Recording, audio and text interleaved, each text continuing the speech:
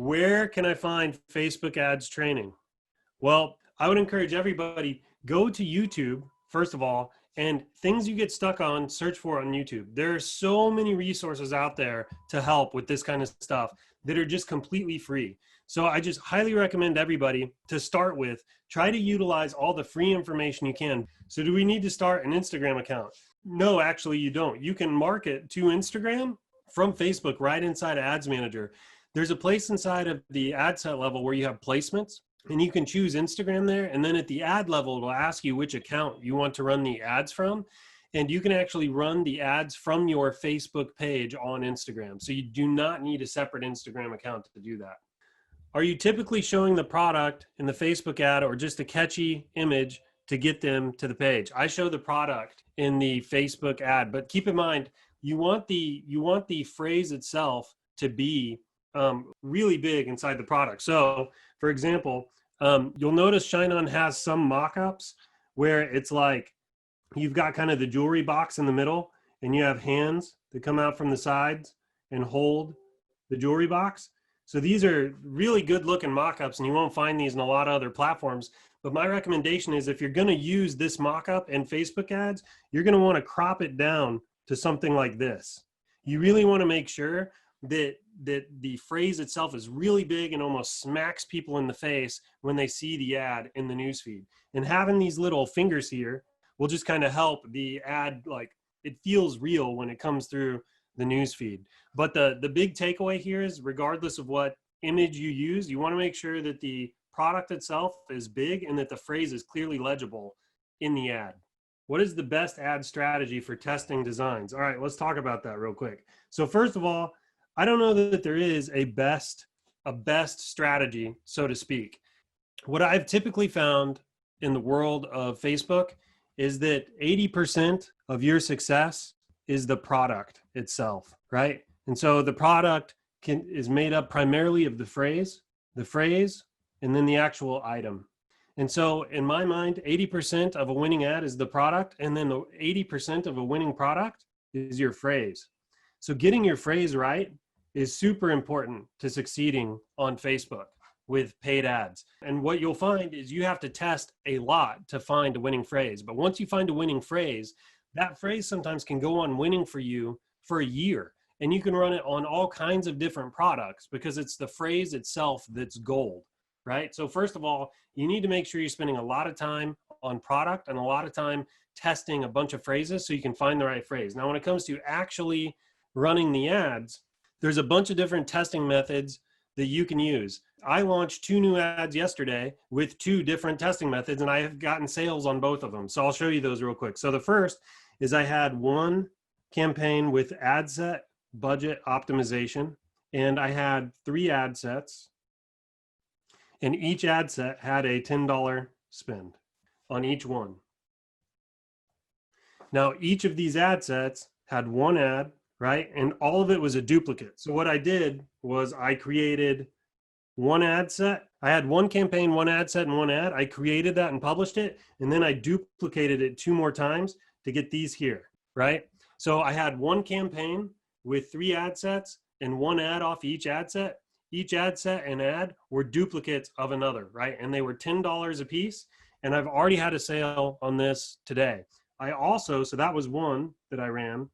The other one I ran was a CBO campaign, and I ran it very similarly. So it was a CBO campaign. It was one campaign, and then I had 3 ad sets, and the entire CBO campaign was for $30. And I started running those late last night, mainly because when I was creating it, I forgot to set the start time for the next day. That was just a mistake on my part. I usually start all my ads in the mornings. Anyway, so I started at night, and I had my first sale on those early this morning with like $12 to $15 spend. It was something like that. So there's a bunch of different testing methods. These aren't the only ones. Another one you can do, I like this one because it's just kind of fun to play around with. But what you do is you create one campaign, and then you have a bunch of ad sets, like let's say 20 of them, and each ad set has a $1 budget. That's kind of a fun one to play around with when you're testing. Another one that I like to do is I like to do a variation on your ad set budget optimization one here, except I use $5 ad sets. So I do five $5 ad sets. So your total budget is 25 bucks. So there's a bunch of different testing methods you can use. Just keep in mind, in my experience, usually it's not the method you use that's holding you back, it's the product. A winning product tends to work almost no matter what you do to it. Like, you almost have to go out of your way to ruin a winning product. That's just my experience.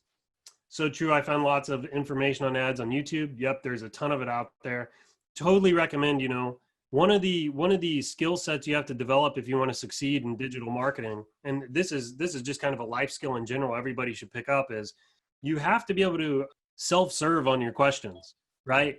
Like, go to YouTube, go to Google, learn how to learn, right? Learn how to find the information that you need to get to the next step. That's super critical if you ever want to reach high levels, because trust me, eventually you're going to get to a point where there is no resource to take you to the next step. Like, you're going to have to go really digging in the weeds to get all the information gathered that you need to know to do more complex problem solving. So this is, especially here, like this stuff here is pretty simple. There's a million YouTube videos on it. Definitely go to YouTube, Google, search around, and you'll find a ton of free information to help you get to the next step on this. All right. Do you use the product personalization app, and do you think it will improve conversions versus regular message cards? Yeah. So I started experimenting with that. It was probably a month ago now. And I created a bunch of products that I've not been able to actually test. Yeah, I tested 2 or 3 products. It seemed to do pretty well. There was some tweaking that I needed to do on my side to really take those campaigns to the next level. And I haven't totally done that. But I will tell you, I think, especially as we move into Q4, the product personalizer is an untapped gold mine right now. Nobody is doing personalized message cards. I'd never see them in my feed. Hardly anybody is experimenting with those, and it's a great way to really set yourself apart. The other thing is, I think ShineOn's the only print-on-demand platform that offers personalized message cards. So you're sitting on top of a product that nobody else has access to. So I'd highly recommend spending some time trying to crack the code on that. I think it's definitely worth it. I know I'm going to be spending more time doing that as we move into Q4 as well. Is an interest audience of 15 to 20 million too large? So the short answer is no, but the long answer is kind of, it depends. So I would say that if your pixel isn't optimized yet for buyers, that audience size may be too large. Once your pixel has some data on it and is more optimized, that audience size, Facebook knows what to do with it because it knows exactly where your buyers are inside of that audience. So what I would recommend you do is, so let's say that this here represents your audience, right? So let's say this is, let's pick a big one here. So I think married, that's a big one. I think married has 22 million in it or something like that. It's a big audience size.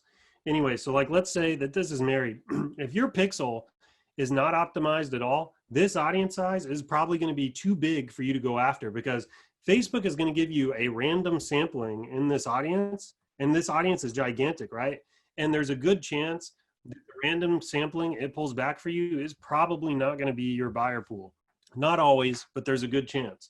So what I kind of recommend people do is you want to kind of narrow down this audience size into something that could isolate kind of where your buyers are. So for example, if your product is niched in any kind of way, you can go after the specific niche. If it's, so like, for example, there was the product, I haven't seen this run in a while, but it was the one that had the country music song where it was like, if God bless the broken road, God bless the broken road that led me straight to you, something like that. So one of the things you could do is you could narrow this married interest by like country music, let's say. And what that'll do is you'll still get people that are married, right? But there's a good chance, like, let's just say this is all of your country music fans in this audience. You're going to have a better chance of that product resonating with someone up here than in the entire audience, right? So you need to kind of think through that as you run your product. Here's something else you can do. It takes some data to determine this, but I'll give you some tips. At least in the married space, I typically found that my average buyer was 25 to 55, roughly. And I also found that a lot of them were rural. So I never experimented with it, but I do think going after some things like country music, pickup trucks, fishing, various like blue collar type jobs, maybe truckers, right? Going after some of these interests, like narrowed by those interests, might be a really great way to find your pockets of buyers inside of that larger audience. So one more thing, just in case you don't know, when you're at the ad set level and you're choosing your interests, you can actually click there's a button in there that I think the button actually says narrow by. It's right under where you choose your interests. So what you can do is you can put in a primary interest and then click narrow by, and you can add a secondary interest. And that's how you kind of make sure that your people are, first and foremost married, and two, like country music or whatever your other interests are. You have to use that little narrowed by button in there to get that. All right, let's keep going here. Last time you told us to use 2x max break even ad spend for each product. How would you spread it? $5 a day per ad set, $10 a day, the entire budget? Well, so Mauricio, this is where you get to be creative and come up with a campaign structure and kind of spin that however you want. And I know that that's maybe not exactly what you want to hear, but the thing is that, again, like guys, I'm a big believer here in learning the skills over the methods. Like try to learn how Facebook works so that then you can get in there and come up with your own campaign structures. And when you're faced with problems, you know how to think through them and make your own decisions to solve those problems. I don't know that I want to say, hey, well, what you should do is do one campaign and then 3 ad sets and make each ad set $15 and then let that run for 3 days. Like, I don't know that I want to spell all of that out for you in that kind of a way. I'd rather you understand how Facebook works and make some of your own decisions. So here's how I'd start to think through that. First of all, I would pick your testing method. Are you going to do one campaign and then like one CBO campaign and 3 ad sets, for example? And if you are, how much, if you are, and as I've said many times, Tuesday, Wednesday, and Thursday are your money days for testing. This is based on my experience, right? So I typically like to run all my tests Tuesday, Wednesday, and Thursday. Now, keep in mind, as you get into fourth quarter and buyer activity starts to increase, you'll be able to break some of these rules. And you're going to see like more activity out on Fridays, Saturdays, Sundays, and Mondays. So if you have 3 days that you're going to need to spend the money and you don't want to go past your break-even cost per purchase, what I would do is take your break-even cost per purchase and I just divide it by 3, right? And then that becomes your ad spend per day.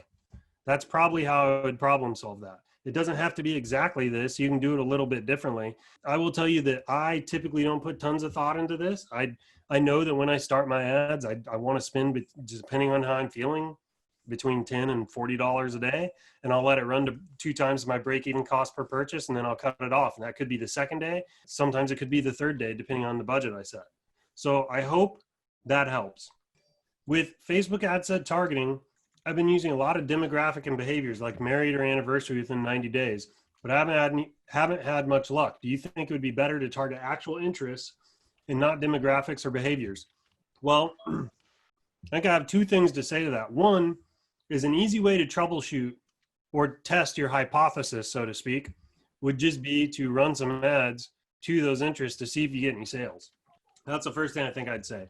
The second thing I think I'd say is, in my experience, like almost any interest or demographic, as long as there's a product market fit there, will work. What is more likely the issue is your product, right? Keep in mind, guys, this right here is super important, right? You need to spend most of your time on product. Test lots of products.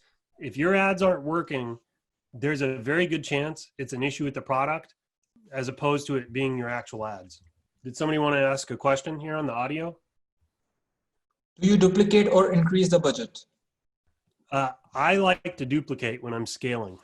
So what I typically do is I'll duplicate and then I'll increase the budget on the duplicated ads, right? Sometimes if I have a product that like, there are some products you find that are just, it's like they just sell like crazy, right? Almost like there's no ceiling on it. On those, I really like to duplicate ad sets. And then in each of the duplicated ad sets, I'll keep increasing the budgets, right? And a lot of times I'll just double the budgets every single day on those until I hit some kind of ceiling. That's typically what I do, or I reach my shipping deadline, which happens more often than not. However, if the product is profitable, but it's like each time I try scaling, it kind of folds on me, or my ROAS goes down or something like that. Sometimes what I'll do is I'll turn those into CBO campaigns, and then I'll do what Facebook says to do, which is I'll just increase the budget by like 10 or 15% a day until I start losing my ROAS, and then I'll just kind of stop there, and I'll just let that one coast on autopilot, picking up profit. I call that my Roomba method, like those automatic vacuums that just kind of run around your house and clean stuff up. That's kind of how I treat those. Yeah. Yeah. It's all about the product. Yes, 100%. In your examples of different test campaigns, do you vary targeting interest in each ad set? Oh, that's a good question. And the answer is, if your pixel is not optimized, yes. If your pixel is optimized, typically what I'll do is I'll just run broad interest in those ad sets, because the pixel already knows kind of where to find your buyers, right? So I'll just run broad interest. I'll run broad interest. So like it's nothing, even on the campaigns I ran last night, each of the audience sizes in the ad sets were like over 15 million people. And the budgets on the ad sets were really low. They weren't very high at all. And like I said, I already got sales on both of them. Finding CPMs are really high nowadays. So I'm not having that experience, but it could be a few things. First of all, some niches, some audiences are just more expensive to go after, right? Typically what I find, the smaller the interest, the more expensive it is. That's not always the case, but that's just kind of a rule of thumb I found to be generally true on Facebook. Other thing it could be though, go make sure you check your feedback scores and things like that on your Facebook pages, because if you get a low feedback score, you could get penalized, right? And Facebook will essentially punish you by giving you high CPMs. Another thing is if people report your ads a lot, that's another way they can, they'll punish you and give you high CPMs. There's a number of things there. Keep in mind that Facebook, so again, you remember a minute ago, I talked about understanding how Facebook works so you can make some of your own decisions on things. So Facebook wants a few things, right? So Facebook makes money when their users are engaged, right? The more engaged their users are, the more sticky the platform is, the more often their eyeballs are on it, the happier Facebook is, because they know that the more users they kind of keep retained on Facebook, the more advertisers will spend on the platform, right? The more advertising space they'll have and the more value they'll be able to give to their advertisers. So first and foremost, Facebook wants to make sure that their users are engaged, they're having a positive experience, they're getting relevant ads, all of this stuff. And as long as Facebook protects this, they protect their core business, right? So you really need to think about this as an advertiser using their platform. If you, for example, guys, there are a bunch of print-on-demand companies that ship like from China, for example. I don't want to call anybody out, but they ship from China, and either the product quality completely blows, the shipping time is super freaking slow, the customer service sucks, all that kind of stuff, right? That is going to ruin the experience of the customer, right? How many of you have noticed that Facebook, they rolled this out about a year ago, if somebody buys something, so if the purchase event fires on your pixel, Facebook knows who that user was that caused that event to fire. They'll send them a feedback form within 2 to 4 weeks later from your page asking what they thought of the product. And they're collecting feedback, and all that rolls up into that feedback score. That feedback score is because Facebook is trying to make sure that their users are having a positive experience on the platform. And if you're not giving that to them, Facebook does not want you advertising on it because it hurts their core business, right? So it's very important that you, as a marketer, are thinking about the suppliers that you use. If you use different print-on-demand platforms, make sure you're using good ones. Like I will tell you that ShineOn, we have spent a ton of time and energy trying to make sure that we can respond to all of our customer requests within 24 to 48 hours. We typically don't put up any kind of fight. Like if a customer has a product that maybe got damaged during shipping or something like that, or maybe it just didn't print quite the way that the artist intended to when they put the graphic together, we don't fight with the customer or anything. We try to provide world-class customer support, kind of like Amazon. So we'll just ship them a new product. because we know that we're protecting you, our sellers, we're protecting the customer. And we also know that Facebook is going to like that, right? And they're going to favor our domain on their platform. And they're also not going to hit you guys with bad feedback scores. But I'm telling you, as an advertiser, you really need to think through the platforms that you're using, because if you go with somebody that ships from China and it takes 2 weeks for the product to get there and the box is all dinged up, and then when they open it up, the product is cheap and looks like it came from a gumball machine and it smells funny, and then when they try to reach out to customer service, they don't get a response, and then they're all ticked off about it and pissed because they just threw away a bunch of money, and then the next day they're scrolling Facebook and they get this little pop up in their feed saying, hey, what do you think of this purchase you made from this store? Well, they're going to give it pretty bad marks. And then Facebook's going to go, okay, yeah, we don't want that guy advertising anymore. We're going to jack up his CPMs because of it. And by the way, if your feedback score drops low enough, Facebook will actually lock down your ad accounts and things like that. So you need to make sure you're thinking about, you have to put yourself in Facebook's shoes and ask yourself, what does Facebook want? And then as an advertiser, you've got to create a win-win situation so that Facebook gets what they want and you get what you want. That's how you win on this platform. Can you define what you mean by niche? I'm just going to look up the definition of that. I know what I mean when I say it. Niche. Denoting or relating to products, services, or interests that appeal to a small, specialized section of the population. I would typically define niche, at least the way I use it, as like an audience, a market, things like that. So typically what a lot of people do, especially when you're new, and I was like this too, is what you do is you create a product, right? And then you go looking for a niche to sell the product to, or an audience, right? And what happens is you usually will fail when you do this, because the product is not going to be a perfect match for the niche. It's always better if you can start with your niche and then reverse engineer your product. So go find a marketplace, go find an audience, go find a group or a segment of buyers that you really want to specialize on, and then develop products specifically for them. Go backwards, right? So I can tell you that there are some really big print-on-demand companies that have done this incredibly well. There are some I know in like kind of the country music, I don't want to call anybody's names out, but there's some in like it's like the party space, the beer drinking space, that have done fantastically well with this. There's some that have done the whole beach. I don't know how to describe this beach.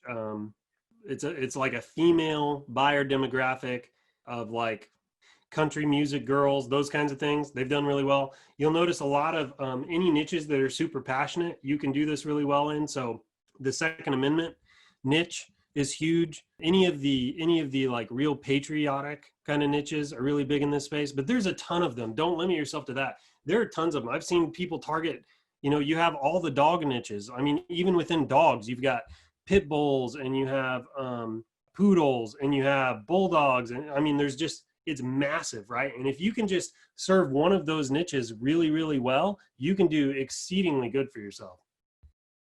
Would running a PPE ad alongside conversions help optimize the pixel? So that's a good question. I'm actually testing that right now. It's funny you asked that, because the 2 tests I started last night were related to this. I'm running PPE ads right next to my conversion ads to see if that does anything for them. So I think that, look, if we go back to this here, Facebook is going to be biased towards ads that do these things the best, right?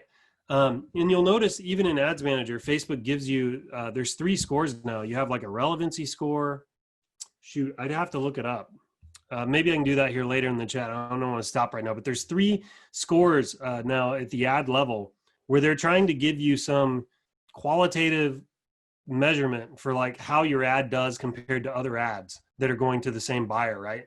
And the whole reason they're giving you those scores is because they want you to run ads that are highly engaging and highly relevant and convert very high, right? So, and the reason they're doing that is because Facebook cares about this, and they need you to care about this.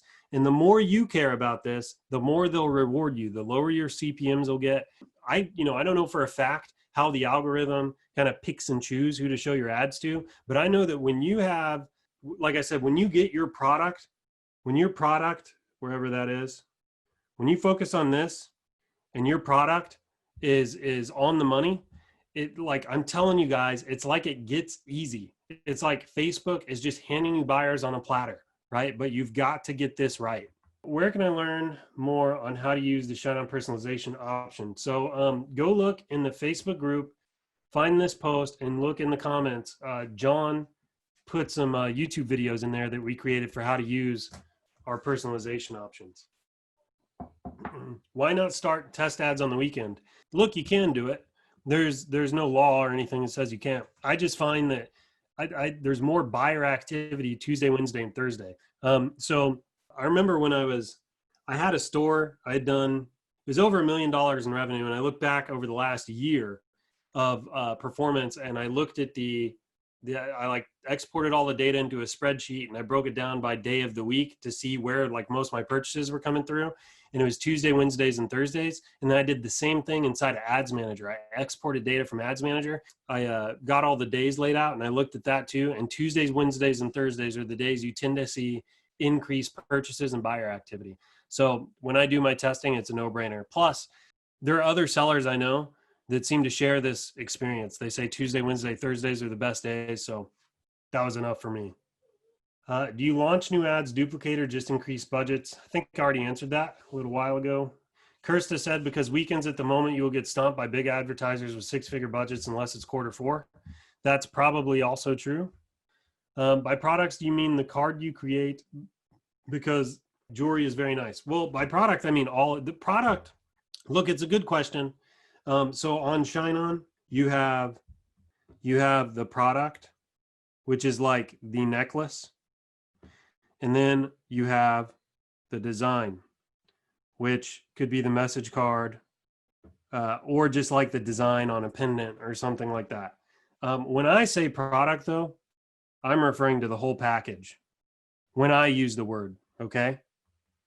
Now, keep in mind that I'm saying that if you have your product, here, I'm going to draw a pie chart of what makes products successful, okay? Here's my little pie chart.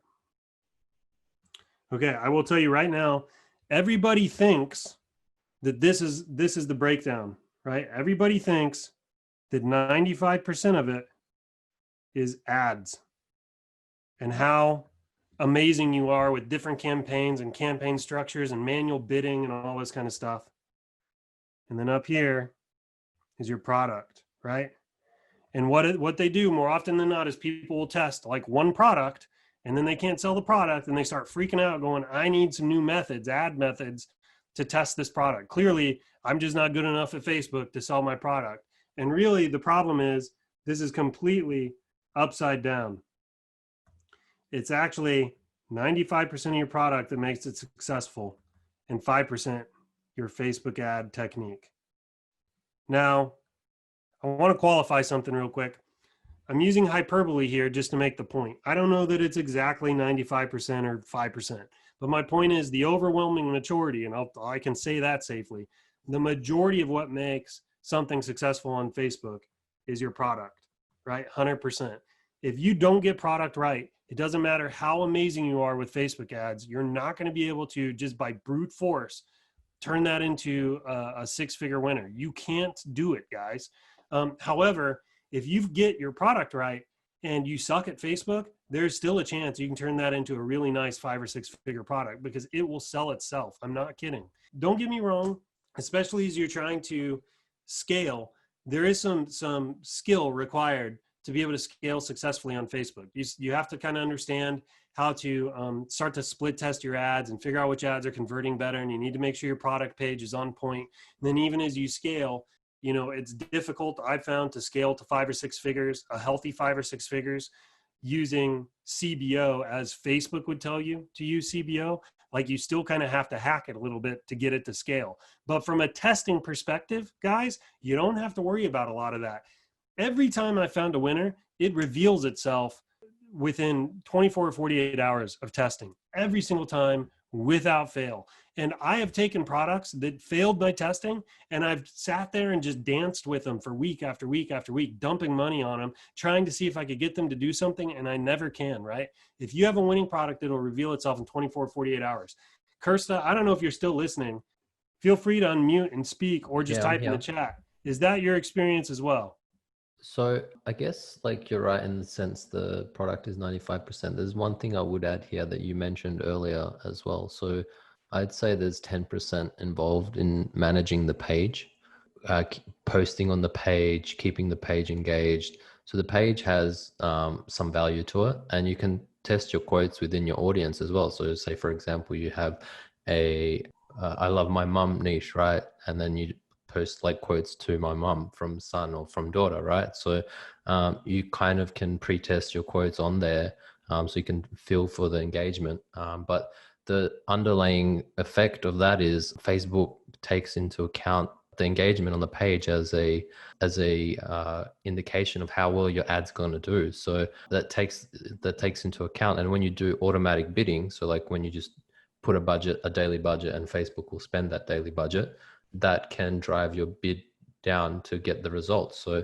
that activity is actually of value. So, focus on the product, but also focus on the page. So one thing that actually helped me quite a lot was, rather than stopping the like campaign, I pretty much ran that at $5 a day for a longer period of time. So like I'm indefinitely running $5 likes, and I feel like that's inversely bringing more people to the page. The posts on the page are being more engaged, and my CPMs are pretty much hovering at the lowest possible cost because the page is doing so well. So and the addition to the advantage of that, it's also helping the conversion campaigns because because all of the factors that it takes into account, whether who's going to see the ad, like it takes the page, it takes your previous ad performance, it takes all these variables, and it basically decides which ad's going to show. So in most cases, it'll show my ad because my value is higher than all the other advertisers. So that's basically why the page is also very important. How do you feel about that? Do you agree?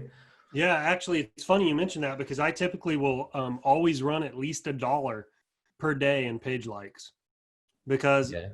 it's the same thing. I want Facebook to think that my page is active and engaged, and I'm constantly investing in my page. I'll also make sure that I'm always posting new content to the page. And I do the same thing you mentioned. One way you can kind of test your phrases, I actually found a winning phrase this way, is you can, like, as you're posting to your page and you're posting like memes or phrases or things like that, you don't have to post the product, you're just testing the phrase.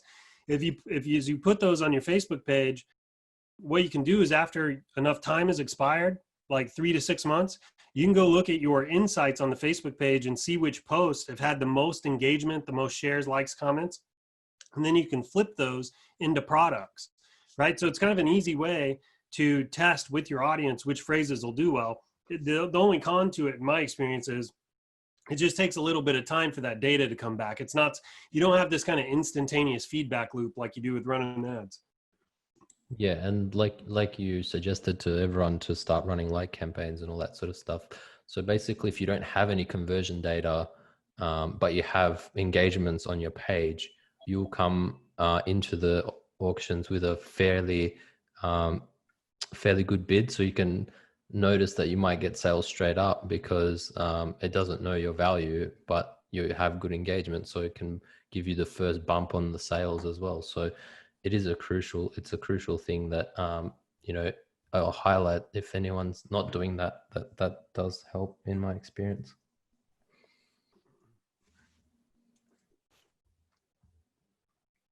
Yeah, so what Kirsta was saying there was, so I don't know that it's a little advanced. I don't know how deep I really want to get into it on this call, but Facebook, like, keep in mind that Facebook is an auction, right? So when there's ad space inside of it, and all this, guys, this happens like super fast, okay? Somebody's scrolling through their feed and ad space opens up, right? Facebook knows they're going to be showing this user an ad in a second. Different advertisers bid for that ad space based on the user, various characteristics of that user, right? This is where your interest targeting and all that kind of comes into play. So advertisers compete for that ad space. Now, Facebook has to figure out who wins the auction. And they do that in a number of ways. And this is where it's kind of advanced. I don't know that I can really get into it right now.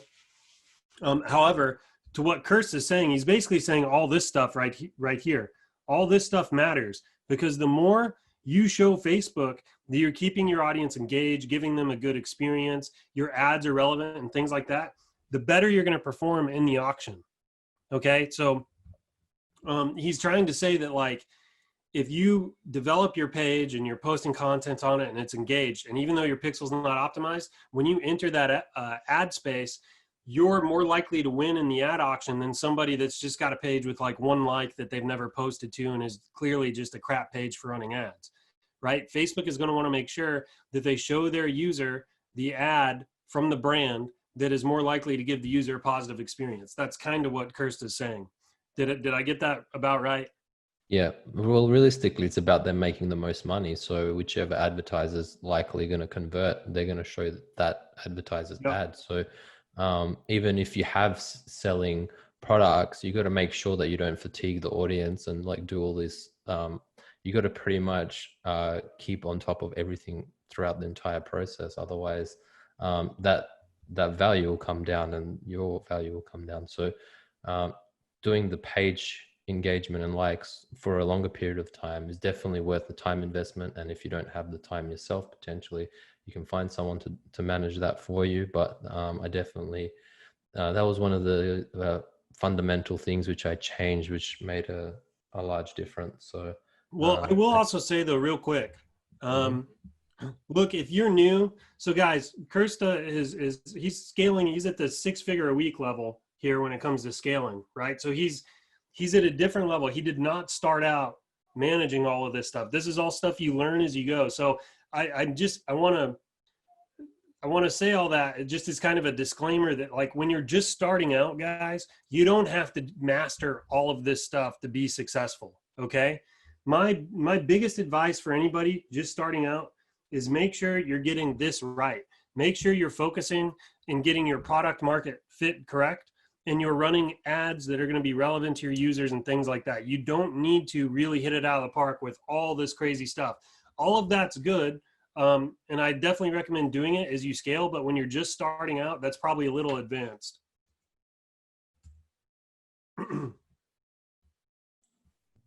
One question before I basically mute and go into the distance. Have you had any success with colorful or like designs with more elements? Like I've not been able to get one off the ground. I had one with some traction, but I couldn't really go very far with it.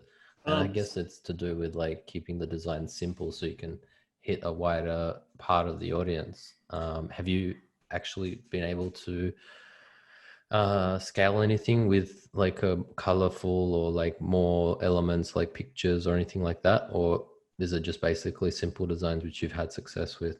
Around Mother's Day, I was really experimenting with a lot of that. And I did find a few products that did pretty well. Like I had a tree that with like some, all the leaves were like different colors.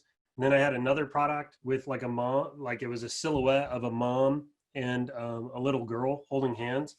But I kind of got away from doing the more complex stuff because it's not that I don't think it can scale. It's just that when I'm testing, like it takes a decent level of effort to create like very specific designs for every single phrase. So when I'm testing, I've really tried to scale that back, and I just try to test now with simple designs. And then as something starts to scale, then I'll try to get more complex and test it with a bunch of different design elements, see if any of them happen to pop. Awesome. Got it. Thanks very much. Thanks for sharing, dude. Appreciate it. PPE, what does that mean? It's paid post engagement. They're just engagement ads. In fact, Facebook changed the name of this freaking thing, 5 times in the last 2 years. I think now inside of Ads Manager, they're just called engagement ads. I think they've removed the post paid part of it. Use different pixels for different niches, or can you use one pixel for different niches? Well, the answer is yes to both. I typically use one pixel per niche, right? That's how I recommend people do it. That's how I do it. The reason is you really want your pixel to get kind of laser focused on your target audience, right? And the best way to do that is to make sure that you're not diluting it with bad data. So don't use the same pixel for husband to wife and daughter and fiance and remembrance, right? It's the data will be all over the place. So I recommend everybody use 1 pixel per niche. But you asked me, you asked if you can use 1 pixel for different niches. And I'm going to also have to say yes to that. I don't recommend it, especially when you're new. You want to keep your pixel data pure.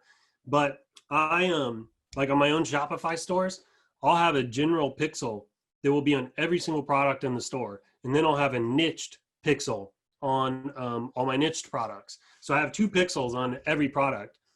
And sometimes just for testing purposes, I'll run tests from my general pixel just to see how things go. And I will tell you that back in the May timeframe, they were doing really, really well running from that general pixel.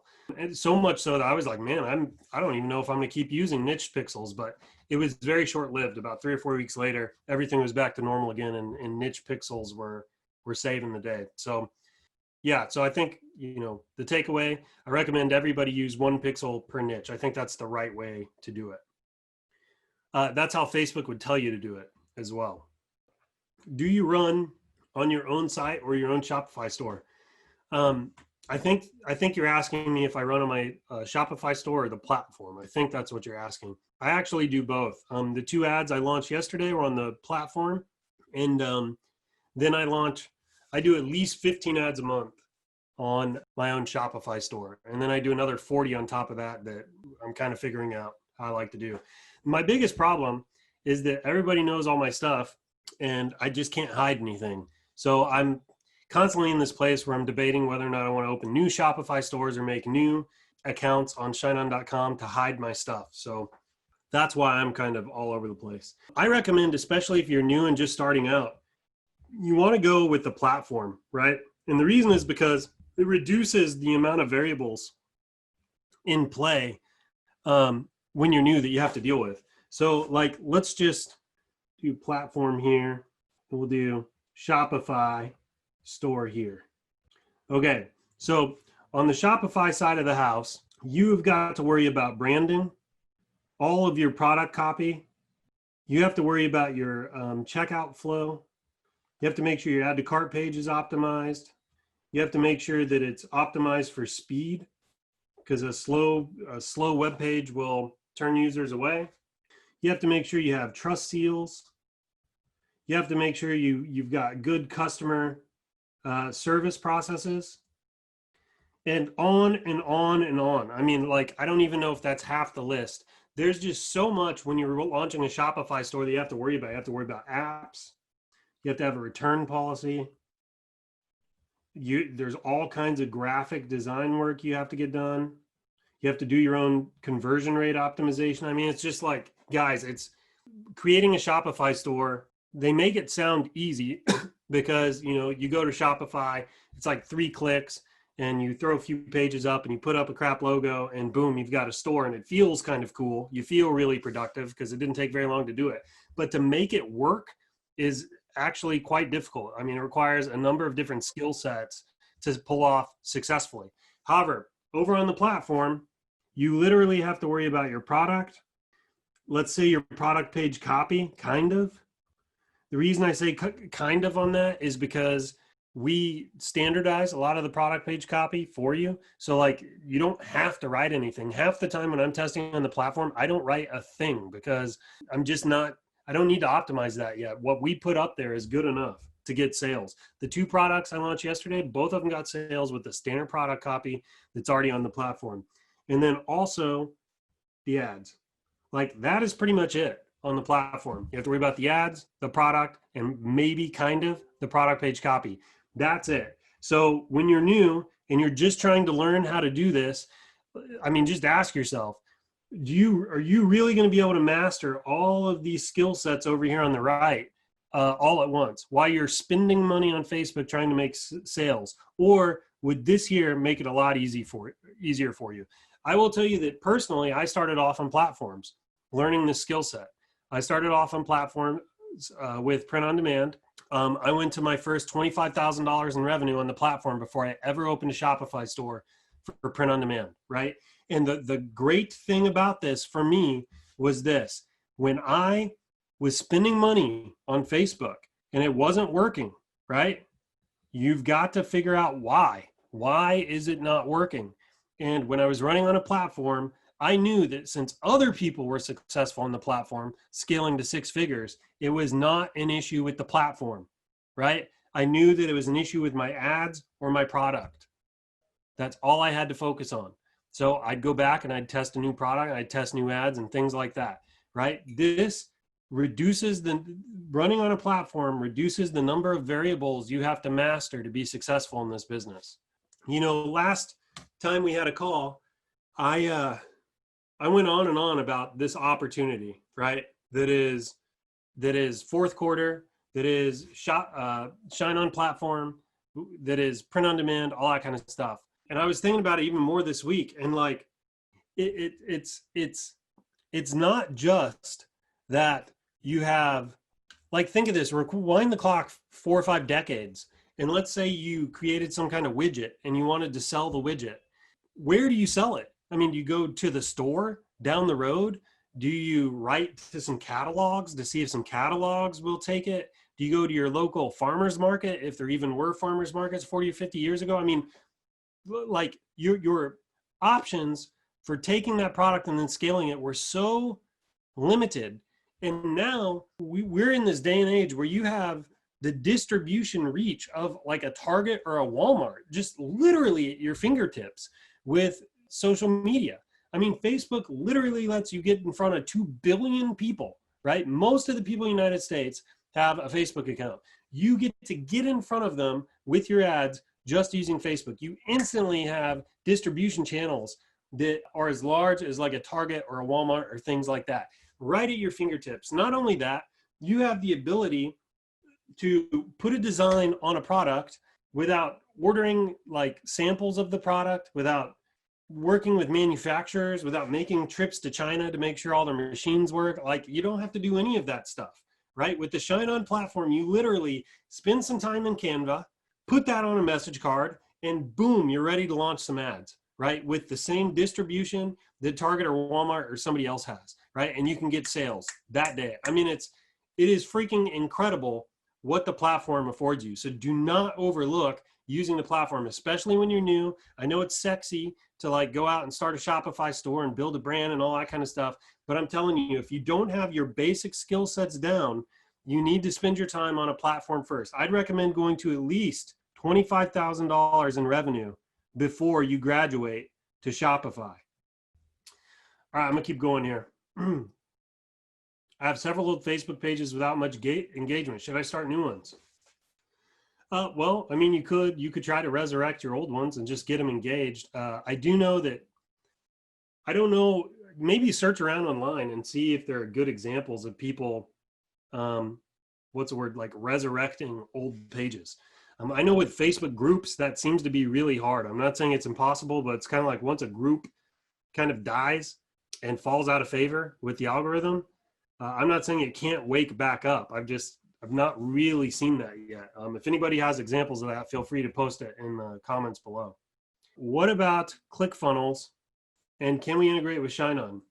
So I think you can integrate ClickFunnels back to your Shopify store. That's probably how I would do it. I don't think you can integrate ClickFunnels itself with the platform though. I would just do some Googling for like a ClickFunnels Shopify integration and set it up that way. Again, though, if you're brand new, and Wissam, you've been in a bunch of my stuff before, so I know you've got some experience under your belt. But if you're brand new, you don't need to overcomplicate it with ClickFunnels or Shopify or anything like that. You truly can go really far on the platform. Okay, I've got some questions over here in StreamYard I'm going to look at real quick. Should I go for post engagement ads initially and then go for conversion? I go straight for conversion. I don't go for post-paid engagement ads first. I did say I was testing that yesterday, but typically I just go straight for purchases. What app do you recommend for separating the pixels on a multi-niche store? I use Trackify X. Trackify, it's a great app. I know the owner, Thomas Bartkey. He's a great dude. totally committed to providing really good customer support. We actually moved the Shopify platform over to using Trackify X because we're just impressed with what they've got going on over there. I've used it on my own personal stores for years, so Trackify X is my go-to. There are other options out there. Trackify X is paid, and I know there are some cheaper ones out there, but it's the one I've always preferred. When is ShineOn going to allow sellers to have their own store on the platform? I don't know that we have a date for that, but I do know it's on the roadmap. When you launch a test campaign, do you do US only or worldwide? I do all my testing in the US. If you can get it to work in the US, you can usually get it to work other places. Could you elaborate on your definition of a simple design or example would be greatly appreciated. So here's all we mean by simple design. It's a design with fewer elements in it so that it doesn't turn off as many of your buyers, right? So let's pretend this is your message card, right? And you've got your necklace here. So a simple design would probably, as I've taught before, use the greeting card format for your phrases. So you've kind of got this to, person right here. Actually, I'm going to send these notes out and people are going to be really confused. So I'll put to my daughter, something like that.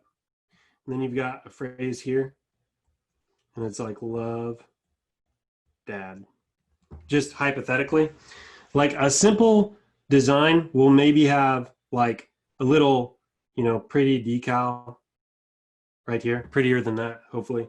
And maybe a little decal here, something like that. But like, it's really that simple. You don't go much further than that with the actual design of the message card itself.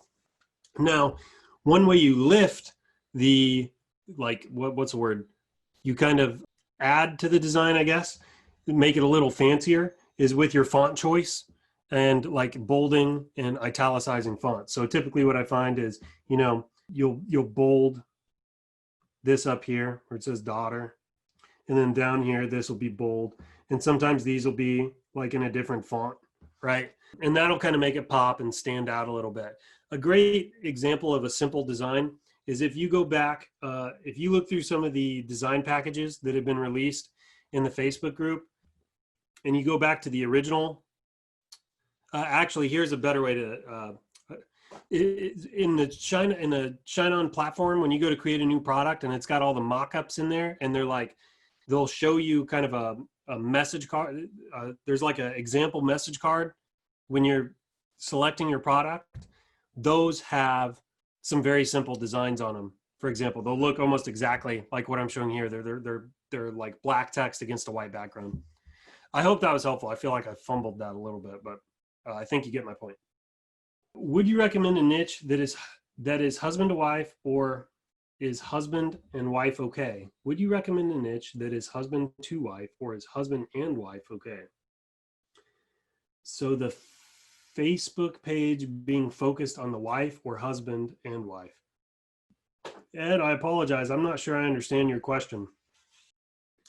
I think you're asking me if you should have a Facebook page that is just like focused on men who love their wives, and another Facebook page that is wives who love their husbands, or one Facebook page that are like husbands and wives that love each other, something like that.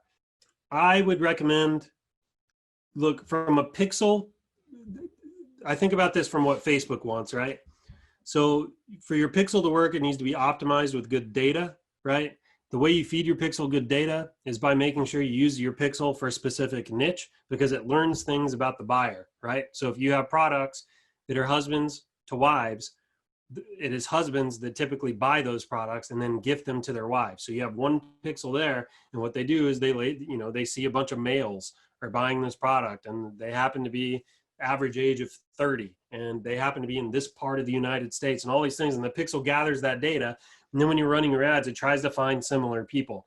Well, if you're running your pixel and you're targeting, wives that husbands buy for gifts that husbands buy for their wives, and then you also have gifts that wives buy for their husbands, that pixel data is going to get super diluted, right? So my recommendation is just just for the sake of like keeping things simple and clean and all that, I would probably run them as separate pages. I don't know that there's any hard and fast rule that says you have to do it that way. That's probably how I would do it though, for my own sanity. Can I test one phrase on 3 designs in one campaign with 3 ad sets? So one phrase on 3 designs in one campaign with 3 ad sets. So what you're asking me is, you've got one campaign and you've got 3 ad sets. And what you want is each of these are going to have the same phrase, but 3 designs, right?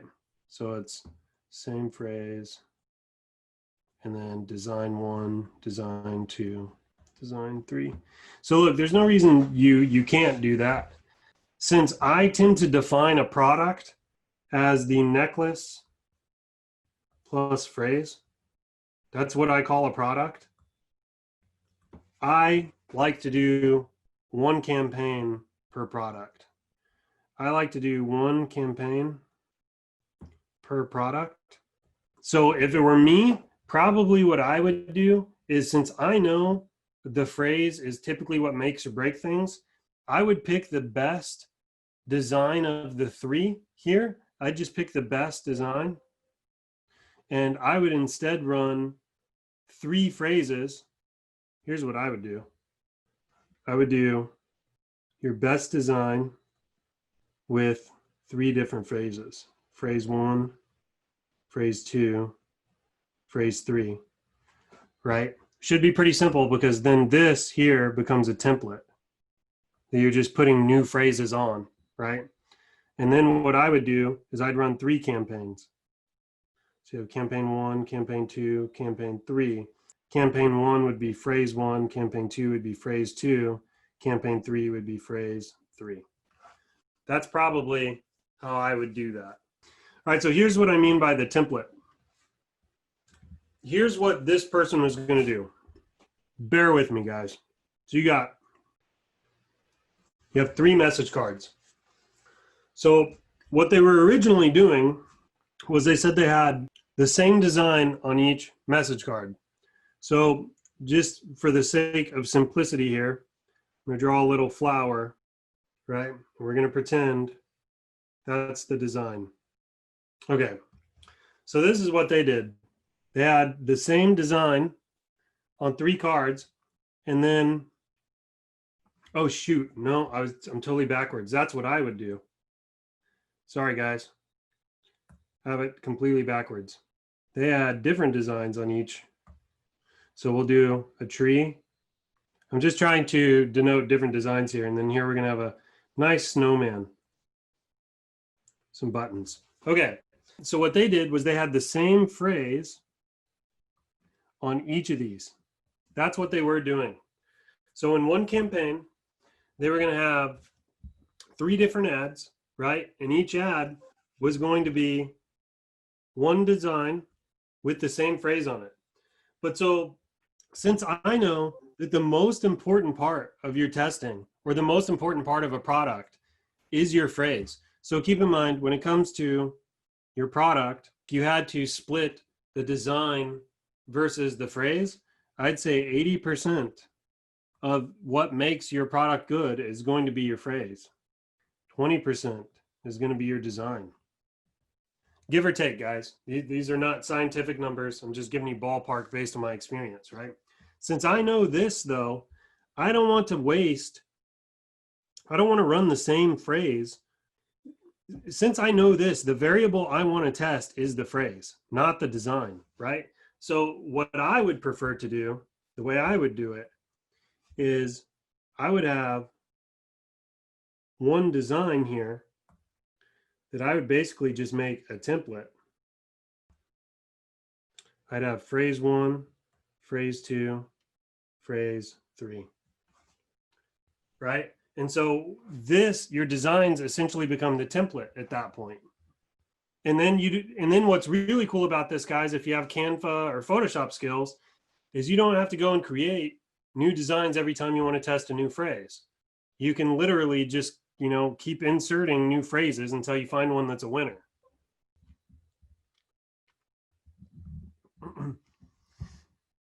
Somebody in StreamYard said that this doesn't make sense. Will you please explain? Be a little more specific for me. So he's saying it means 9 combinations it will make. And to be clear, you would know how many ads in each of those ad sets? No, so it's not going to make 9 combinations. You've got 3 combinations. The thing is, you can make one design and then just test it with different phrases, right? Versus what they were doing was they had one phrase with a bunch of different designs. But since the design is not that important, if I'm spending money, I'd rather be spending my money testing phrases as opposed to designs. The other great thing about this is you basically make a template and then you just swap out a bunch of phrases on the template, and it allows you to rapidly test new phrases. The only caution I would put out is you need to be careful, because if you do have something in your design that is turning people away, it could be ruining all your phrase testing. This is another good reason you want to keep your design simple, right? The more elements you add to your designs, the more you can turn people off. So, for example, I work with some graphic artists where I needed some Mother's Day stuff, and they came back, and on the message card, it would have like a woman with red hair and a daughter with blonde hair or something like that. And I'd be like, well, I don't even know if I want the silhouettes of the people there, because what if the person buying it is not a woman with like red hair, and maybe they don't have a daughter that has blonde hair? It starts to get strange. The other thing was, it was like the girl in the silhouette was like 9 or 10 years old, and I'm kind of like, well, what if the daughter's 13 or 14 or 17? It's just, if you get too specific with the design, you can turn people off for other reasons. So you got to be kind of careful there as well. So someone said, you no longer test for design, but for phrases. So like, not exactly. So I go with simple designs. Okay. And sometimes if I really like the way a design works, I use it as a template and I'll throw in a bunch of different phrases. All I'm saying is that this is the biggest takeaway from all of this. Ready? The biggest takeaway is that when it comes to your message card success, 80% of it is your phrase, 20% is your design, right? So the phrase is the most important part, right? And when it comes to your design, some tips: keep it simple. The more elaborate you get with it, the more you risk having a design element in there that is going to turn somebody away. The more you risk somebody looking at it going, nah, I don't know. I'm not so sure about this. Like, I like the phrase, but I don't know. I don't know if so-and-so would like that. You know what I mean? The design should be, complement the phrase, but otherwise stay out of the friggin' way. That's kind of how I feel about design. How long is the phrase? How long should a phrase be? Well, I don't know that there's a magic number. Look, the thing that I've found that make phrases win. Okay, let's talk about phrases. First of all, the greeting card format. So it should say to so-and-so, from so-and-so, right? To my daughter, from mom. To my wife, from husband. And to my stepdaughter, from your stepdad, right? It doesn't necessarily have to say, like, you don't have to use those words specifically, right? Look at the pattern. I can say to my gorgeous wife, to my beautiful wife, it can say love your husband, or I'll love you forever, your husband. There's different things you can do there, but the greeting card format for the most part is it says to, it's who it's to, and then who it's from, right? So that's one thing about phrases. The next thing is, if they cry, they buy. So all I mean here is you need to aim for maximum like emotional impact in your phrases. If you can move them emotionally, they're far more likely to buy the product, but you need to move them emotionally. So when you're picking out your phrases, you want to make sure that there's strong sentiment in there. You don't typically on message cards, you want to stay away from humor and how would I put this? Like attitude, like smart alecky type stuff. That typically is not going to sell well with jewelry. Jewelry needs to be like sentimental, heartwarming. If they cry, they'll buy. Somebody in the last chat said, it's the phrase that pays. And that's another good way to remember this. It is the phrase that pays. Okay. So when you're making your designs, remember that. You want the phrase to stand out. So now when it comes to length, you keeping these things in mind, you don't want the phrase so long. So here, let's keep in mind, it's like 95% of Facebook traffic is a mobile device. Okay. Like 95% of it. So you need your ad, the phrase on your ad needs to be clearly legible. Legible is, here, let me use easier language. Easy to read. So that's why, like, keep in mind, they're on their phone. Okay. This is it. That's how much space you've got to work with, right? It's not much. And when your ad comes up in the feed, you want them to be able to read the entire phrase. Okay. So when it comes to length,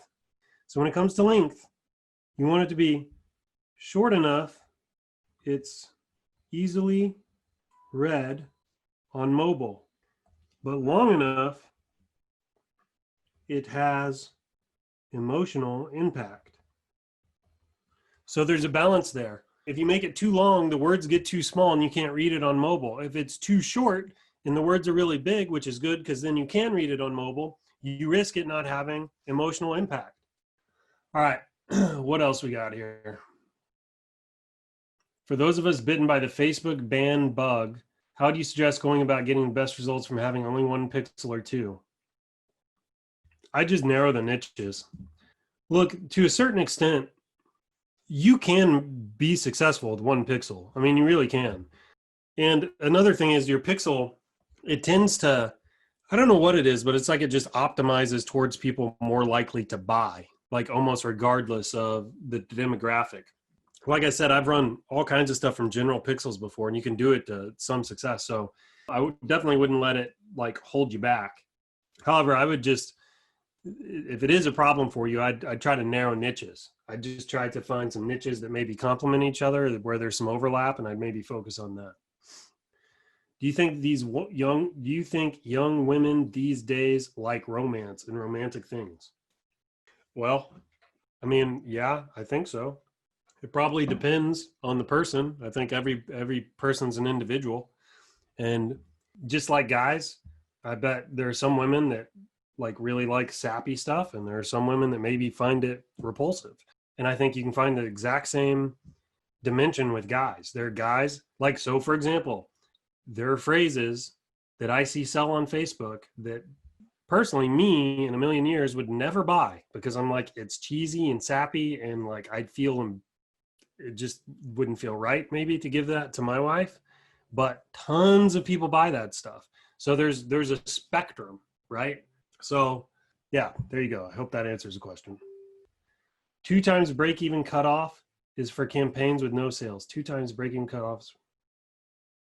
So look, Amanda, the way I think about it, I do it per product. 2 times your break-even cost per purchase per product. So it doesn't matter if it's 1 campaign, 3 campaigns, 1 campaign with 5 ad sets, whatever. When that product has had 2 times its break-even cost per purchase spin on it, if there are no sales, I turn it off. Hope that clears that up. I'm new to ShineOn. Do you have options to do upsells for these products? So first of all, a lot of our products have engraving upsells. First year I ran with engraving, I had a 30% take rate on it. I can't remember what it boosted my average order value by, but I did 6 figures in something like 3 weeks or something. It was really good. So Many of the products have an engraving upsell. When it comes to the other products, we have some very special stuff coming your way in Q4. I don't know I should really talk openly about it yet, but just know that we got some cool stuff coming. That's all I'm going to say. All right. My product sold 4 pieces, and this stuff is going to make you a lot of freaking money. I'm so pumped about, like, I've seen it. I'm working on the background, trying to push things forward. And I am so freaking pumped at some of the stuff coming down the pike. I wish, like, I almost want to quit my job as head of ShineOn so I can be a seller again. Because, okay, I hate to beat a dead horse, but the opportunity, it truly, guys, ShineOn to me feels magical. It's like a miracle that it exists. I don't know of any other. I've been doing business entrepreneur stuff for a long time now. I've experimented with all kinds of stuff that you could imagine, from local service businesses to like online, all kinds of different online stuff. And I'm telling you that I don't know that there's anything else on the planet that has as low of a barrier to entry and the rewards for it be so great. Most of the opportunities you find in the world, the barrier to entry, it's kind of like this, right? If you have a graph and you've got barrier to entry over here on the y-axis, and then you have reward on the x-axis, right? It kind of looks like this. It's like the higher the barrier to entry, the higher the reward. The lower the barrier to entry, the lower the reward. Somehow ShineOn has managed to completely flip that on its head, where the barrier to entry with ShineOn is super low, but the reward opportunity is incredible. It's incredible. Like I get freaking pumped when I think about it, because it's like never before in the history of mankind has something like this existed. Like, guys, go look at the Facebook group. There are 13,000 people in that Facebook group. 13,000 people on a planet with 7 billion. And I'm not kidding. This has got to be one of the rarest, like most valuable, incredible opportunities to exist in the history of mankind on planet Earth. And 13,000 people know about it. I mean, it's just, you should consider, this is a lottery ticket in a lot of ways. Anyway, I get pumped up when I think about it, because it feels like a miracle to me. It seriously does. I pinch myself. I cannot believe that this kind of opportunity exists. I just can't. Like, you can literally wake up in the morning and like make yourself a cup of coffee, and before you're done with that cup of coffee, you can crank out 3 to 5 products and get the same level of distribution as Target, all without ever holding inventory, all without having to mess with logistics, without having to set up customer service, without having to have your own store. It's mind-boggling to me that this exists and that it's free. It doesn't feel real. Anyway, okay, we'll keep going here. Don't waste this opportunity. Seriously, do not waste this opportunity. Okay. My product sold 4 pieces on the first launch and no sales the next day. Does this mean there's something wrong with the phrase? Probably not. It's hard to say exactly what happened there. Could just be Facebook. Facebook is really weird right now. My recommendation would be stay kind of in your testing phase. Maybe launch the campaign again. Maybe wait till next Tuesday and launch the campaign again and see how your results fare then. Another thing you can do, well, it's really difficult to say without knowing more about your particular campaign, but probably the first step is I would maybe try to launch the whole thing fresh next Tuesday and see how it fares. Most women care rather about the gesture of giving than the actual gift. Thank you for answering that. I will tell you that as a male, I felt a little out of place answering a question like that. But remember to focus on the buyer, not the receiver. 100%. I'm so glad you said that. Someone in the Facebook group recently made a poll, and they were polling women about the ShineOn necklaces. And I can't remember this exactly, but I think they were asking like, would women in the group actually wear these necklaces? I kind of made the comment on the post. I'm like, well, it doesn't matter if women would wear the necklaces or not, because it only matters if the buyer thinks women would wear the necklace. That's really all it comes down to, whether the woman wears it or not. And typically the buyer, I will tell you this, I don't think they're even thinking through most of the time whether or not the female would wear the necklace. I think the very first thing they're processing is whether or not that phrase had an emotional impact. Keep in mind, guys, people buy everything you buy. The whole reason you buy it from emotion, right? You buy with emotion and you justify with logic. The war is won here. If you can get them to respond emotionally to your product, they'll find a way to justify it with logic, right? So here's my point. You hold a necklace in front of somebody and you go, hey, do you think your daughter would wear that? And they'd probably say, I don't know. You know what I mean? However, put that necklace on a message card, hand them the box, let them read the message, then ask the question. I bet you get a different answer. If the message resonated emotionally. It's the phrase that pays. If they cry, they'll buy. You should write that down, pin it to wherever you do your designs. I think Luna deserves gold medals. Yeah, Luna is a freaking rock star. By the way, for those of you that have been around other print-on-demand companies, does any other print-on-demand company have a Luna? Like I've been around the block on this e-commerce thing, and I'm telling you, like, ShineOn is a diamond in the rough. There's nothing else like it. It was one of the reasons I was so excited to join ShineOn as head of marketing, even though as a seller, I was doing really well as a seller. I didn't need the job, but I love what they're building. I want to be a part of this. Did they sell out of the knot necklaces? No, but they're selling very well. But we've got plenty. You don't have to worry about that.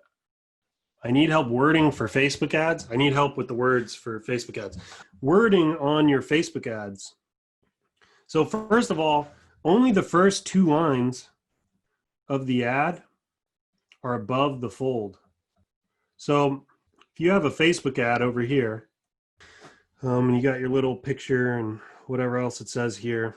So you're going to have, it's something like the first 2 lines here above the fold, and then it says read more. And then here's your like image, and then down here's your headline, and then your button. This is like your headline. And over here is your button.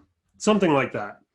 So only the first 2 lines are above the fold. Okay, so that's first of all, when you're writing your ads and you want it to be for maximum impact, you want to make sure that emotional stuff that punches people in the gut, you want to try to do that in the first lines, or at least get attention with the first line. So a couple things. At a very high level, what you want to do with every ad, right, and every piece of ad copy you ever write is there's a formula. It's ADA, that's how you say it. So the first A is attention, then interest, desire, action. So the first thing you want to do, you can think of this like a process. You want to get their attention, right, with the ad. You want to do that hopefully down here with those first 2 lines. So a way I like to do that is I call out the buyer, right? Say, hey, husbands, hey, moms, hey, grandmothers, hey, biker dudes, whatever, right? You want to call out the buyer in the first line. I always try to do this. You don't have to. I try to do it. Another thing I like to do is I like to include, test this, by the way, on your own, but I like to include emojis. The reason I like to include emojis is because people are on Facebook. They don't want ads. So you don't want your ad to look like an ad. You want your ad to look like a post somebody else would share. I like to add emojis because it kind of does that a little bit. And I try to include that in those first 2 lines. The other thing I like to do is I like to call out. So I said you call out the buyer, but I also like to kind of call out the receiver. So I'll say, hey, husbands, would your wife love this? Hey, husbands, want to see your wife's eyes light up? hey, husbands want to jumpstart the romance in your marriage. Like you try to, in those first few lines, you want it to really resonate with your target audience. Another thing I do, you don't have to do this, I do this. I like to ask a question in the first 2 lines. I like to ask a question because I want to inspire curiosity. And I also, if I need them to, I really want them to click this button, right? So if I can ask a question and their curiosity to be raised, they're more likely to click this read here button to see the rest of the ad. So the other thing you want to do is inspire interest and desire. Now, keep in mind, guys, Facebook ads, especially with print on demand and stuff, you're at risk of overthinking some of this. The people are not in buying modes. So like, and you're going for impulse purchases here. You're not trying to convince people why they need to buy something exactly. So like, you don't have to.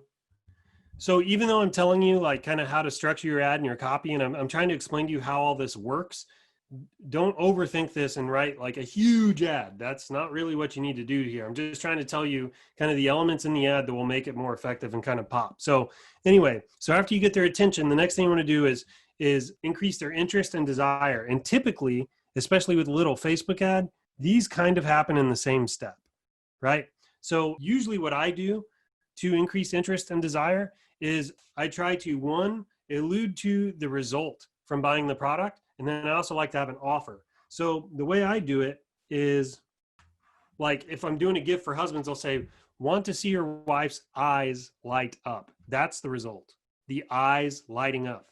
You want to jumpstart or kickstart the romance in your marriage. That's the result. Hey, grandmothers, would your daughter absolutely love this? Like, I'm alluding to a result, right? That's where you do the interest and the desire. You want them to imagine seeing their loved one's face light up, right? That will increase desire, right? And notice I'm doing it in like 3 or 4 words. Like, it doesn't have to be a page. The next thing I do is I try to include an offer. You can't always do this. I'll try to do like get $20 off, save 50%, buy today to get free shipping, that kind of thing. So the way that looks in the ad is if the first line is, hey, husbands, would your wife love to get this? Then the second line might be, grab yours here to save $20, right? And then I've got a link to the product. So, and then finally, you want your call to action. And notice, guys, a lot of this stuff is all happening at the same time because you have a very short, limited space to make this work. So my call to action will be, grab yours here and save $20. Notice that the save $20 is also part of what's increasing the desire to buy the product and get the deal. So altogether now for the ad, it'll be something like, I'll have some emojis and it'll say, hey, husbands, would your wife love to get this? Grab yours today and save $20. And then I got a link, and that right there is the totality of my ad. I typically, when I'm testing, I keep all of this short, sweet, and simple. And then if I find a product that starts to scale, that's when I'll get complicated and I'll test different ad copies and images and all that. But when I'm testing, I keep it simple. So there you go. I hope that was helpful. It's the phrases that touches the niche more than the design. Yep, you got it. Can you provide a typical example of what you consider an emotion-inducing phrase? Yeah, so this is an old winner, but it just freaking destroyed. It was, I loved you then, I love you still, always have, always will. That sold like freaking hotcakes back when print on demand first came out. There are a bunch of them. Some I don't want to give away because they're working for sellers right now. One of them that's really popular that I've seen on literally everything is it's like, you're braver than you believe, smarter than you seem, stronger than you think, and love more than you know, right? That one is just been all over the place, right? The phrase itself is kind of punchy. It resonates. It just emotionally, it impacted buyers. Guys, study. Like, go out and do your research to find past winning products. Study the phrases. Don't get distracted by the design and all this other stuff. Study the phrase. Why did the phrase work? Why did the phrase resonate? How did the phrase sound on the ear? Say the phrase out loud. Get a feeling for it. The cadence, the rhythm, like where the pauses, like become an expert on winning phrases. That's how you make $1 million in this business. Can I use the same pixel for platform and one for Shopify if I'm running? Can I use the same pixel for the platform and one for Shopify if I'm running 2 ads at the same time? I don't know that I entirely understand the question. I think you're just asking if you can use your same, like the same pixel on the platform and your own Shopify store. And the answer is yes, you can do that. I'd recommend reading up on, so you can hear me dinging here. I'm getting messaged by some folks here. I'd recommend maybe reading up on Facebook's terms of service related to pixels. So for years, I ran a pixel on platform and a platform and my own Shopify store. However, like I think Facebook has updated their terms of service, and I'm actually not sure they like that anymore. So I'd go Google around Facebook's terms of service and see what they think about that. When it comes to from a technical perspective, I know it's possible. From a terms of service perspective, they may have updated that. And by the way, don't, like, it's the freaking adpocalypse right now with Facebook. I mean, accounts are getting banned and shut down and disabled left, right, and center. Don't scoff at Facebook's terms of service. You truly, like, treat your ads manager and your business managers, treat them as your most valuable asset right now, especially moving to Q4, and play by the rules. Don't flirt with anything. Play by the rules so you can keep all that stuff. All right. For a campaign, how many ad sets do we typically go for? So again, that's the question I can't really answer. You need to understand how campaigns work and how ad sets work, and then kind of answer that question yourself. I've run campaigns with one ad set. I've run them with 50 ad sets. I actually think I've done campaigns with hundreds of ad sets before. So it depends on what your goals are, like where you're at in the process. Are you testing? Are you ramping up? Are you scaling? Like there's a lot that goes into answering a question like that. What kind of creative do you usually use? Single or multiple images? I use single images. I like to use the images that make the jewelry item appear the most dramatic, right? Again, it's the emotional impact I want it to have. So I try to find the image that I feel is going to have the greatest emotional impact, right? And help amplify the phrase. What are some of the apps you use or would recommend to optimize Shopify store? So look, I don't know. I really want to get into apps. The apps change all the time. I also don't want to leave you totally empty-handed on the question. I like Trackify X. I use Cart Boost. What's it called? It's like a sticky cart app to make the cart stick. I use apps to help increase the speed of the store. I like apps that allow me to modify checkout or do a one-page checkout. I like apps that allow me to do post-purchase sales so I can increase my average order values. There, I hope that kind of helps and answers your question. Where do you start? That is way too broad of a question, buddy. You start right here, joining these calls. I'd say, you know what? Screw it. I'll take a stab at this. I may regret this. Okay, where do you start? You start with mindset, right? You need a hunger, you need a determination to do this, you need some grit and resolve to see through your failures, because you're going to fail a lot, especially when you're learning. Anytime you pick up a new skill, you're going to fail. If you're a painter, you're going to draw some ugly stick figures for a while. If you're a skateboarder, you're going to get bruised up knees and concussions. If you want to be a figure skater, you're going to, fall down on the ice all the time. If you want to be a digital marketer, you're going to throw a bunch of money away without getting any sales. This is life. There's literally no shortcuts to developing a skill. Right? You will have to outlast your failures. That's the only way. You can get some mentors. You can take some training. You can buy courses. You can join these calls. All these things will help develop your skills. However, skills have to develop. It's not like Super Mario Brothers where you eat some mushrooms and you get taller and all that kind of stuff. You literally got to put in the work. Okay. That requires time, requires money, requires dedication. You have to outlast your failures. So I'd say number one, where do you start? You have to get your mindset right. This is not going to be as simple as uploading one product and getting sales. I'm telling you guys, I can't keep up with my messages on Facebook.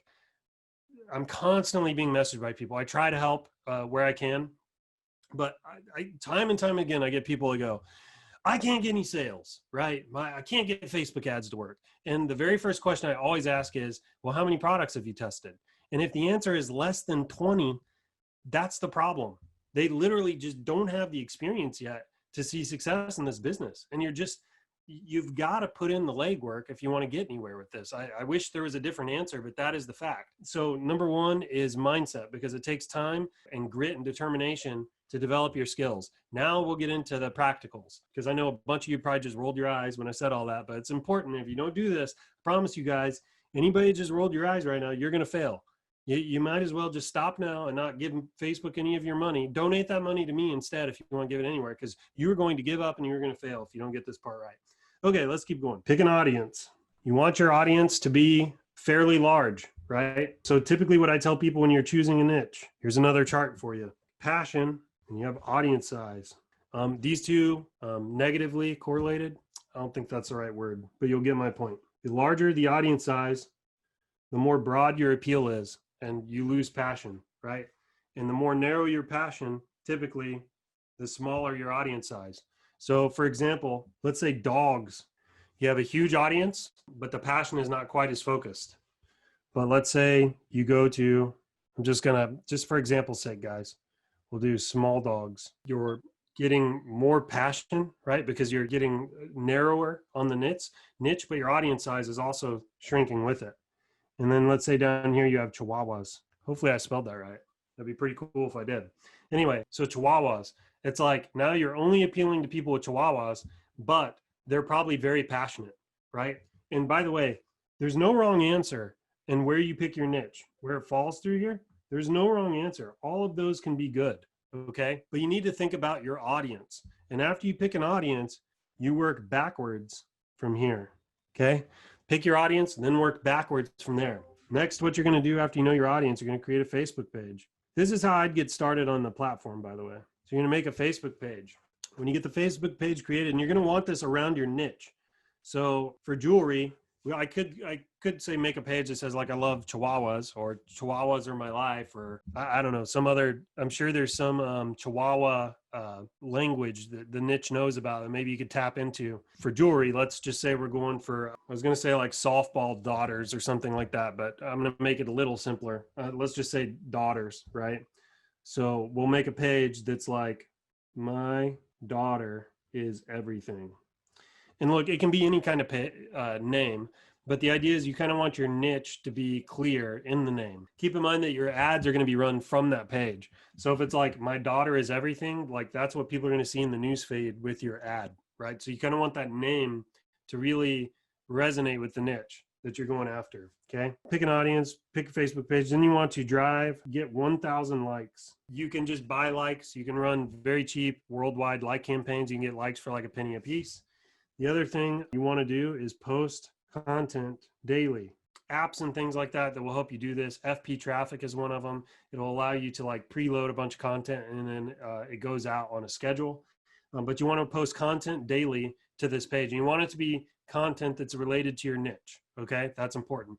Remember how Kirsta said earlier in this call, like an hour ago, like more engaged your Facebook pages, the better it's going to look to Facebook, right? So that's important. You want to make sure you're pleasing Facebook in this regard. So you want to post content daily. So once you get 1,000 likes, I'd run one engagement ad for like $5 a day for like a week, right? And then probably the next week, I'd maybe bump it to $20 a day or something. This right here is called insurance.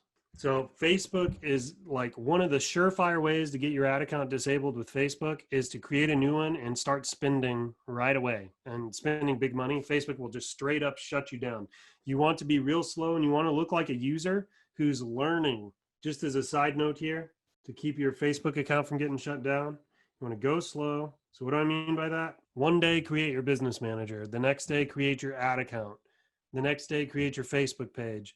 The next day, post some content to your Facebook page. The next day, maybe start running a like campaign. Like, you see how you're kind of staggering all that out day after day after day? Like, this is the best way to kind of get under the radar of Facebook's AI and not get yourself banned. Anyways, so that's what I would do next. Okay, after you get past this stage, you can probably start getting to your test ad. So, okay, here's what I would do. I want to do phrase research. So what I would do is I'd start thinking about your audience, right? You started there in your reverse engineering, and I would try to figure out what other products have sold to your audience successfully before in the past. This is product and phrase research. You're going to go to Pinterest, wherever your audience hangs out. You're going to go to Pinterest, Etsy. You're going to look around on Facebook. Maybe you use some spy tools.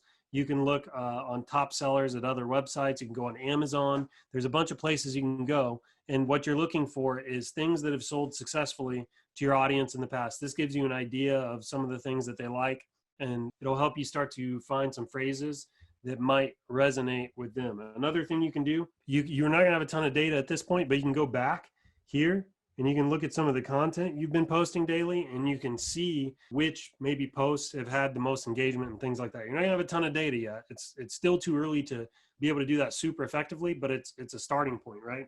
But you're gonna do some phrase research. I'd identify at least 20 phrases that you're gonna test. At least 20 phrases.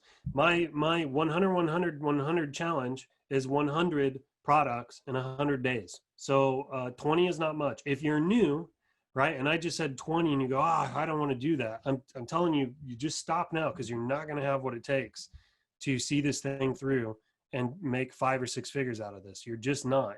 This is where the grind is, guys. It's in testing products all the time. I saw a post that Travis Patel put out recently. He said, he'll spend $100 a product, and he'll spend I think his post said he would spend up to $11,000 or $12,000 testing to find one product that makes him $100,000. Now, in my experience, I've not had to spend that much to find a winning product. And also, one thing he didn't mention there is that not all of your losing products are total losers. I mean, a lot of times your products will still get sales. So you have money coming back in. So that $12,000 is not a total net loss. I typically find that with when I'm really, really going hard after it and I can focus all my time and energy on this, usually I can stay break even for sure.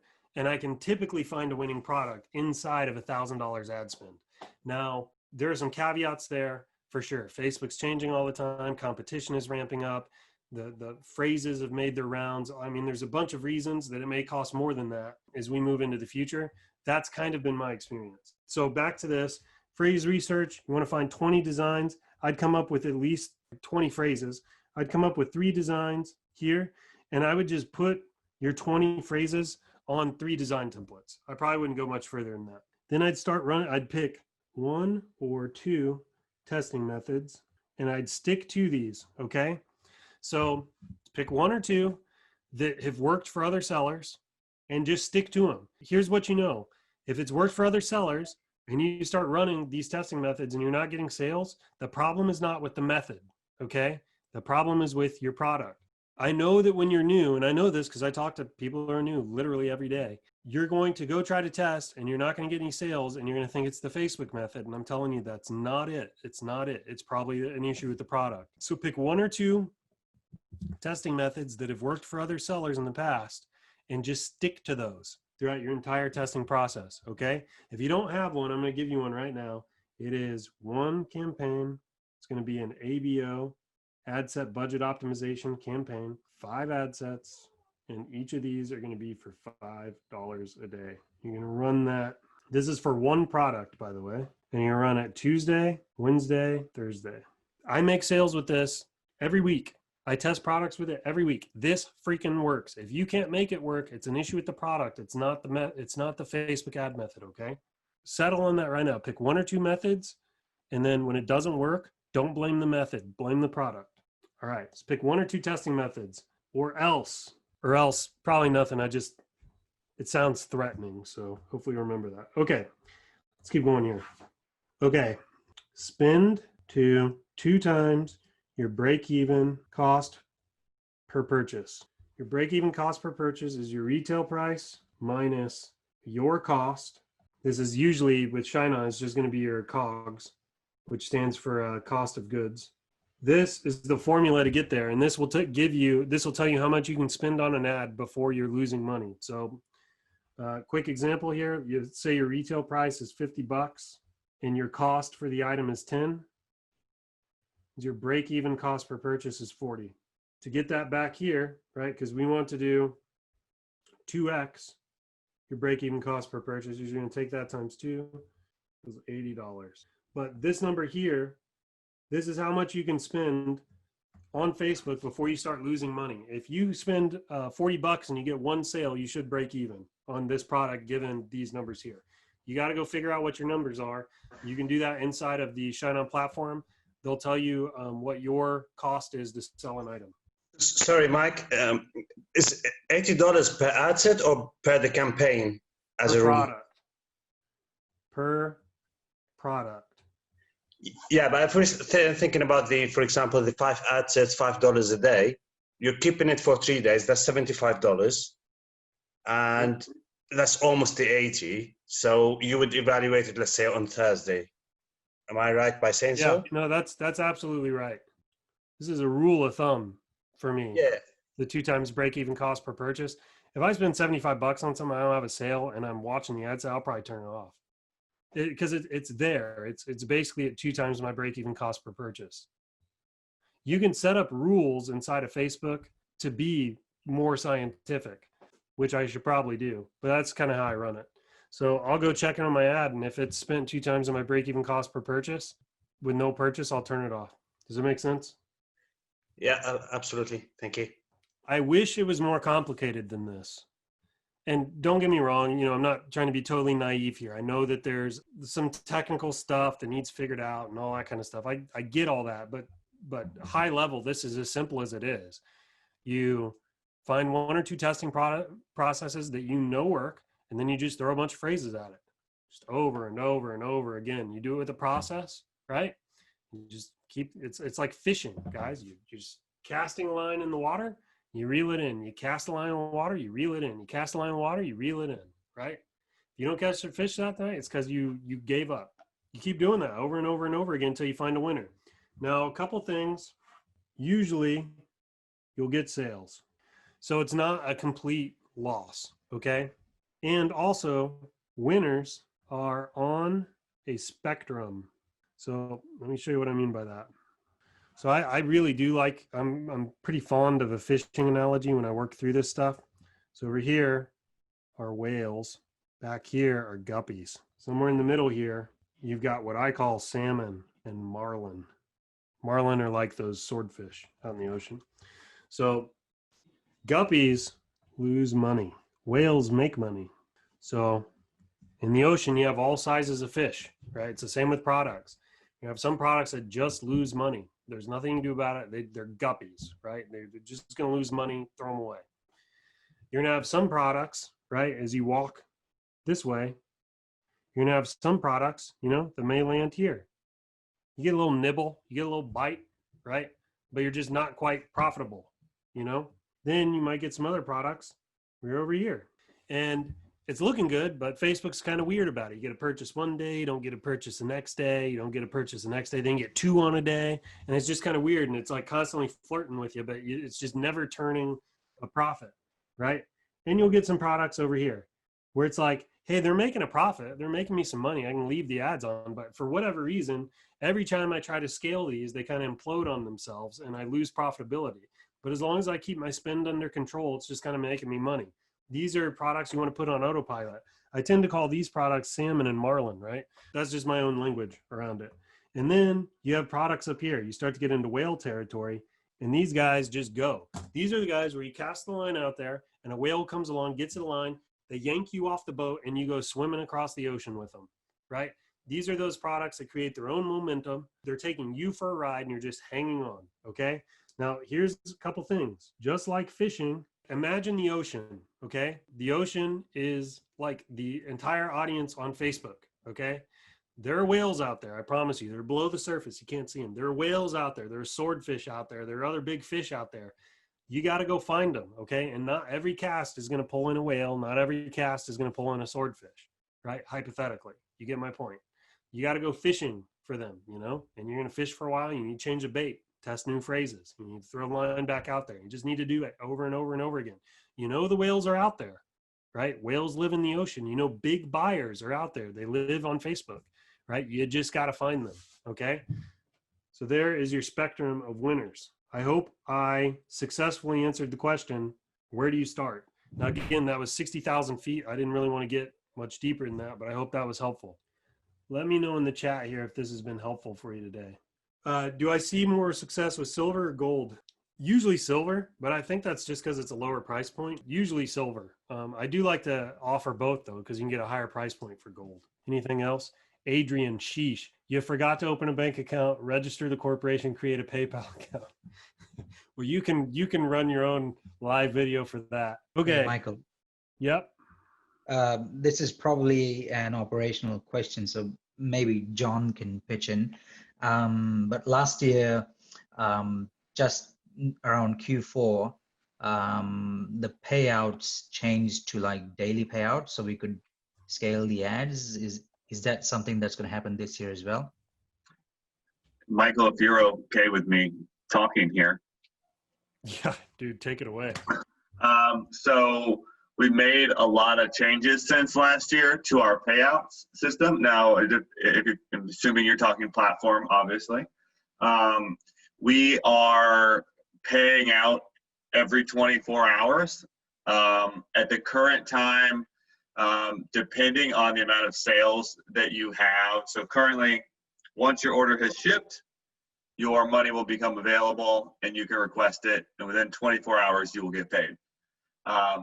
However, we have set up for some people that are scaling to where if you hit a higher level of sales, of total lifetime sales, your money will actually become available to you 24 hours after the sale is made, whether it's shipped or not. Because we trust you basically as a seller that you're not bringing us fraud and all of that. We don't have a definitive number on that. We're playing with it to find the best spot, but that will be live before Q4, and we'll make a little announcement about that. And so, yeah, we are doing something to help our scaling sellers to get their money faster. All right, folks. This is the last question. What are the top 5 selling items on ShineOn? Can't answer that specifically, but I'll tell you, Alluring Beauty's doing great. Forever Love does great. Interlocking Hearts is a big winner. The Love Knot completely slipped my mind. The Love Knot's doing fantastic. And we're starting to see Sweetest Hearts pick up some steam. Sweetest Hearts is the engraving hearts that we just released recently. We changed we improved the product page for it, and it's converting a little bit better. Plus, it's just an easier user experience overall. So I'd say to repeat, you have Alluring Beauty, Love Knot is really picked up steam this week. Forever Love, Interlocking Hearts, and Sweetest Hearts. All right, guys. Hope you found this helpful. If you could, please go to the Facebook group, like it, comment it. It gets that thing to the top. Also, keep an eye on the group itself, because we're going to clean these notes up and make them available for download along with the video. So, all right, guys, really appreciate you, and we'll see you next time. Hey, everybody, what's up? Thank you so much for checking out the ShineOn YouTube channel. I'm Michael Christ, and if you like the content in today's video, make sure you like, subscribe, hit that notification bell, check out all the links in the description below, and we'll see you in the next one.